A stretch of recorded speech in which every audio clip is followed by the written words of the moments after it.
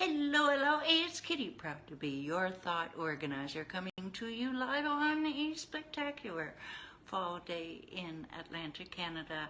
And I hope it is a spectacular day where you are. And if it isn't, if you've got some clouds in the sky, don't worry. I know for a fact that there is blue sky or dark sky if it's night above those clouds. So don't you be worrying. Everything is going to be just fine.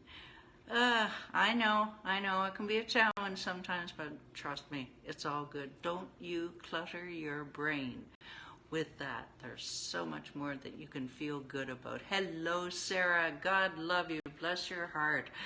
Yeah, and Sarah posted an interesting picture in our Declutter the Brain Facebook group about her progress. And if you're curious as to the progress that we make with decluttering our space and our brain, just join Declutter the Brain Facebook group. The link is down below. All right, so who am I? I am Kitti Anders with declutterthebrain.com. And what do? I help entrepreneurs like Sarah, as a matter of fact, who has built herself an incredible workshop. I help them to organize their space and streamline their thoughts so that they can focus on their work and attracting and serving premium clients.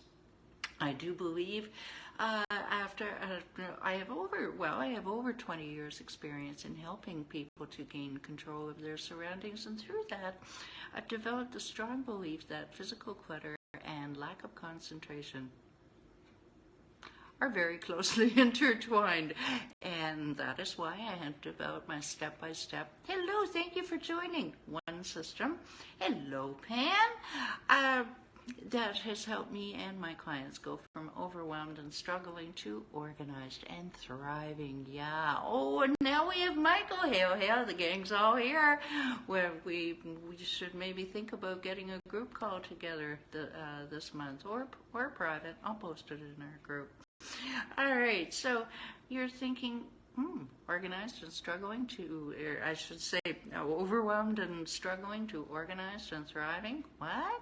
Now, what does that look like at the end of the day when you can feel productive? Like, wow, I crushed it in the productivity sector. With getting the right things done, because we can all busy ourselves all day and then look back and go, oh my God, how would that look like for you? Would you feel amazing? Would you feel more confident? Would you feel more clarity and less chaos and feel more calm? Yes? All right, you just hold that thought and we will give you your next one step to take in about 9 minutes from now. My timer says so. Okay, before I go, we're talking about ADHD Awareness Month this week, and how it relates to clutter. And speaking of decluttering your brain, I have taken a step that I used to do before.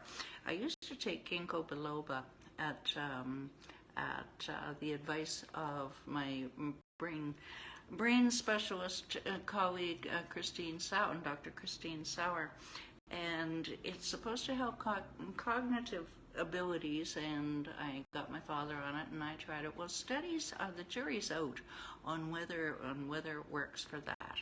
Okay, simple fish oil could possibly do the right thing, but the jury is conclusive as to ginkgo biloba's effect on ADHD. It helps with the create and channel serotonin, dopamine, and norepinephrine. I can never get that right. Norepinephrine, important chemicals that we need in our brain. So I have started to take it again, and I will let you know how it works out. Join me with the challenge if it's something that you just direct message me. Okie dokie, enough on that. As I say, we are talking about ADHD Awareness Month and clutter. Are ADHD brains more prone to clutter? Possibly. A report showed that 60% of ADHD adults report that disorganization is a serious problem to them. Moreover, 40% of women over the age of 40 said that disorganization was their most important issue. All right, and this, of course, what does it do? It affects your productivity. It affects your self-esteem. All of that kind of stuff. So, now,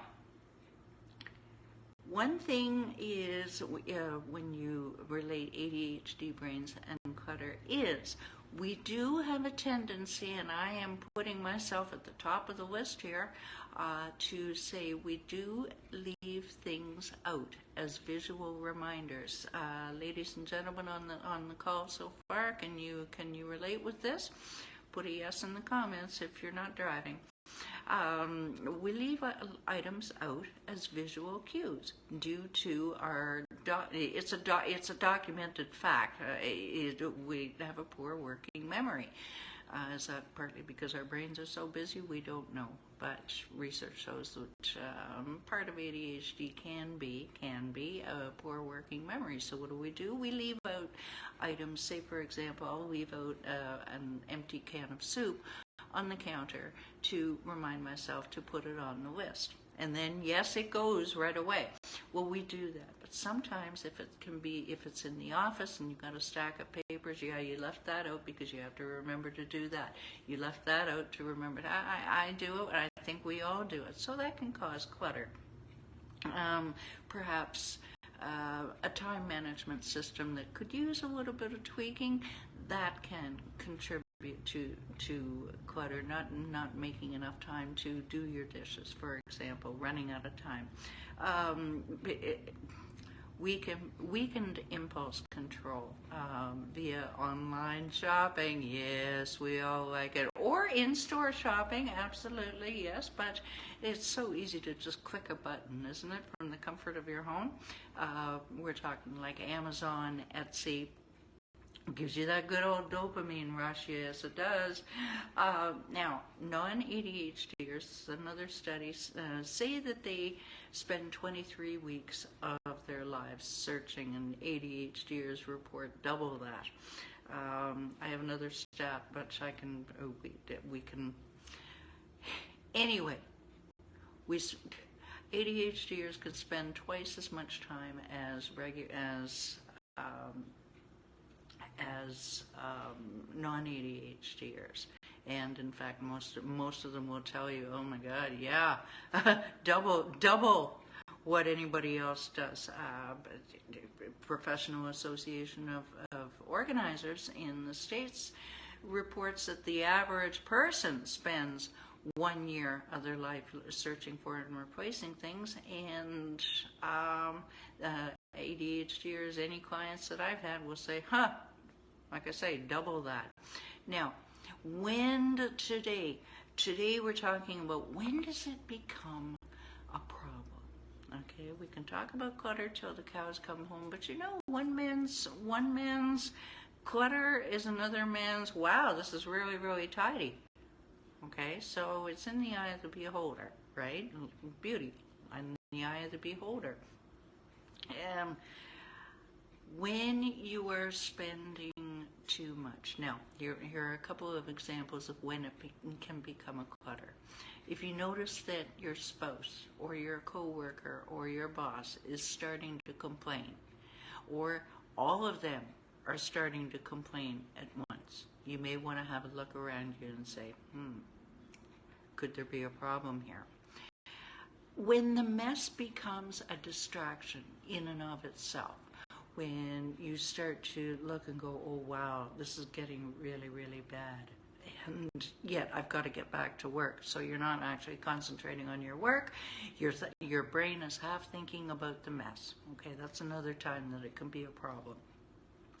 When items are not in the right room, have you ever done this where your laptop should be in the office, but you went and brought it into the living room and didn't take it back? So you're searching for it in the office, wondering where the H it is. Dishes in the bedroom. A toothbrush in the living room. These are documented examples. Slippers in the garage. Hairbrush in the kitchen. Yes, you get the idea. Hiking equipment in the dining room. Yes, I have had a client that had that. Yeah. Okay.